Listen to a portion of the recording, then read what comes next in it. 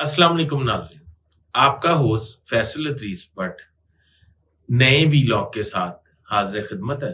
नाज़रीन, अर्ज ये है कि जब से इत्तेहादी जमातों की हुकूमत बरसरे इक़्तिदार आई है, उस वक्त से कौन सी पार्टी ने क्या खोया, क्या पाया, हुकूमत ने क्या खोया, क्या पाया, आज अपने वीलॉग में आपको मैं ये बताऊंगा। नाज़रीन, सबसे पहले जो स्टेक होल्डर थे उनमें सबसे ज्यादा जो नुकसान हुआ, जो पार्टी का वोट बैंक कम हुआ, जो रिप्यूट जिसकी खराब हुई, वो मुस्लिम लीग नून है। मुस्लिम लीग नून पे सारा मलबा गिर गया। उस वक्त भी मुस्लिम लीग नून के साथ थोड़ी सी स्मार्ट मूव खेली गई, और वो स्मार्ट मूव किसने खेली? वो आसिफ अली जरदारी साहब ने। आसिफ अली जरदारी साहब का के बारे में जो कॉल कहा जाता है कि एक जरदारी सब पे भारी, वो हमारे सामने साबित होता नजर आ रहा है। आप ये देखें कि आसिफ अली जरदारी ने तमाम वो वजारतें ले ली जिसका अवाम से बराह रास्त कोई ताल्लुक नहीं है, पर फंडिंग वहां पे ठीक है, उनका बजट ठीक है।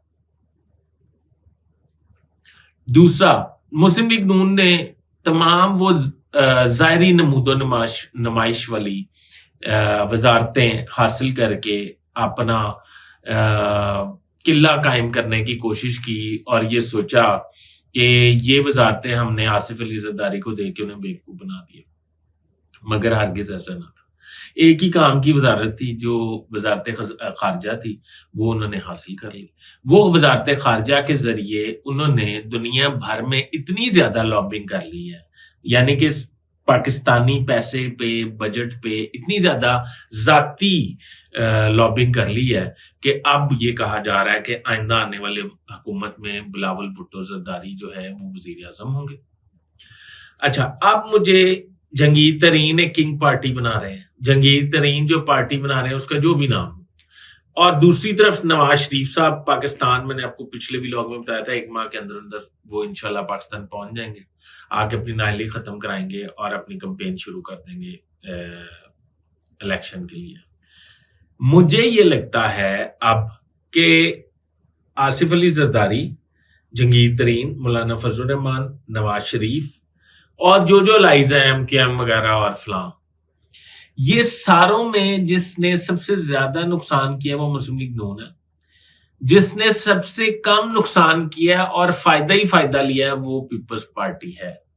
आसिफ अली जरदारी आइंदा ना सिर्फ इक्तदार में झूले लेंगे, बल्कि पंजाब में भी मुझे लगता है कि आसिफ अली जरदारी जंगीर तरीन के साथ मिलकर हुकूमत बनाने में कामयाब हो जाएंगे। सिंध ऑलरेडी उनका तो वो आबाई है, वो तो उनका ही है।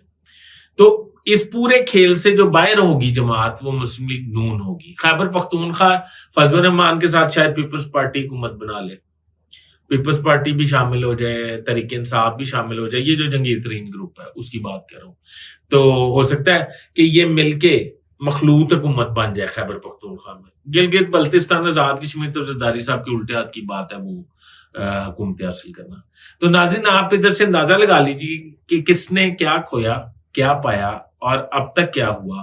अब तक मुझे जो समझ आई है, वो जो फायदे में जा रहे हैं वो आसिफ अली जरदारी जा रहे हैं। जंगीर तरीन भी बस वजारत आला नहीं मिलनी जंगीर तरीन को, वो वजारत आला भी पीपल्स पार्टी का उम्मीदवार होगा पंजाब का, जो मुझे समझ आ रही है। जंगीर तरीन जो है वो अलाई होंगे जरूर पंजाब हुकूमत में।